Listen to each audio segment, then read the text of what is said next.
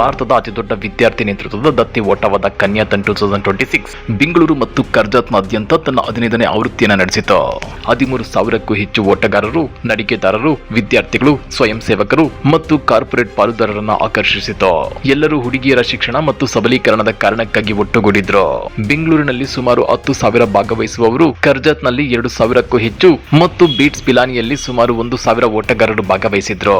ಇದು ವಿದ್ಯಾರ್ಥಿ ನೇತೃತ್ವದ ಆಂದೋಲನವಾಗಿ ಬೆಳೆದಿರುವ ನಿರ್ಣಾಯಕ ಆಂದೋಲನಕ್ಕೆ ಗಣನೀಯ ತೂಕವನ್ನು ಸೇರಿಸಿತು. We are celebrating the 15th Kanyathon. Kanyathon means run for her. This Kanyathon event contains marathons, running and walking, which we have been doing for the last 15 years to celebrate the life of the girl children. The proceeds of this particular event is going to go to the empowerment and welfare of the girl children. We are using the proceeds of this event to educate girl children, to do something good to them, provide them scholarships and encourage them to get into the main box of life. So this is one of the event through which the whole IFIM institutions, whether it's IFIM college, IFIM other institutions such as the Jackson School of Business, whether it is Vijay Bhumi University, all the institutions are together celebrating this particular event.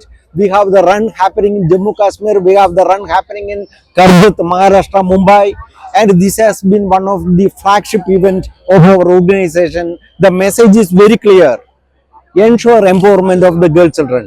So I am extremely happy that we are just now rolling out the 15th edition of this event, and it is going to send the message loud: take care and protect the girl children.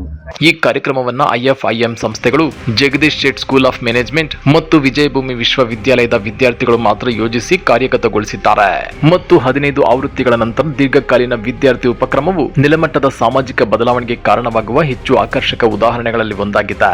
Fit India ಆಂದೋಲನದ ಅಡಿಯಲ್ಲಿ ಯುವ ವ್ಯವಹಾರಗಳು ಮತ್ತು ಕ್ರೀಡಾ ಸಚಿವಾಲಯದಿಂದ ಅನುಮೋದಿಸಲ್ಪಟ್ಟ ಕನ್ಯಾತನ್ ಸಣ್ಣ campus ಉಪಕ್ರಮದಿಂದ ಬಡತನ ಮತ್ತು ರಚನಾತ್ಮಕ ಅನುಕೂಲತೆಯಿಂದ ನಡೆಸಲ್ಪಡುವ ಲಿಂಗ ಅಸಮಾನತೆಯ ವಿರುದ್ಧ ಕೆಲಸ ಮಾಡುವ ರಾಷ್ಟ್ರೀಯ ಚಳುವಳಿಯಾಗಿ ಬದಲಾಗಿದೆ. ಇದು 2011ರಲ್ಲಿ ಕೇವಲ 400 ಭಾಗವಹಿಸುವವರೊಂದಿಗೆ ಪ್ರಾರಂಭವಾಯಿತು ಮತ್ತು ಅಲ್ಲಿಂದ ಸ್ಥಿರವಾಗಿ ನಿರ್ಮಿಸಲ್ಪಟ್ಟಿದೆ. 2019ರಿಂದ ಈ ಉಪಕ್ರಮವು ಒಟ್ಟು ಹಲವು ಕೋಟಿ ದೇಣಿಗೆಗಳನ್ನು ಸಂಗ್ರಹಿಸಿದೆ. 2016ರಲ್ಲಿ ಸುಮಾರು 65 ಲಕ್ಷ ರೂಪಾಯಿಗಳು ಹರಿದು ಬಂದಿವೆ. ಇದನ್ನ ವಿಪ್ರೋ, HP, ಟಿಮೈನ್, Biocon, Infosys, Siemens, Deutsche Bank, Brillio, Momentive, Sagility ಮತ್ತು ಟೆಕ್ ಮಹೀಂದ್ರ ಸೇರಿದಂತೆ ವೈಯಕ್ತಿಕ ಕೊಡುಗೆಗಳು ಹಾಗೂ ಸಂಸ್ಥೆಗಳು ಬೆಂಬಲಿಸುತ್ತವೆ. ವಿಜಯಭೂಮಿ ವಿಶ್ವವಿದ್ಯಾಲಯದ ಆಡಳಿತ ಮಂಡಳಿ ಸದಸ್ಯೆ ಶ್ರೀಮತಿ ಕಲ್ಪನಾ ಪಡೋಡಿ, ಕ್ಯಾನಥನ್ ಕೇವಲ ಓಟವಲ್ಲ, ಇದು ಚಲನೆಯಲ್ಲಿರುವ ಒಂದು ಚಳವಳಿ.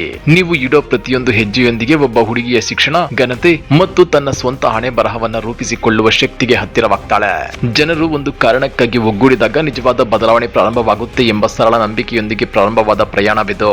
ಒಂದು ಸಣ್ಣ ಉಪಕ್ರಮವಾಗಿ ಪ್ರಾರಂಭವಾದದ್ದು ಇಂದು ಅರ್ಥಪೂರ್ಣ ಚಳವಳಿಯಾಗಿ ಬೆಳೆದಿದೆ ಅಂತ ಹೇಳಿದ್ದಾರೆ.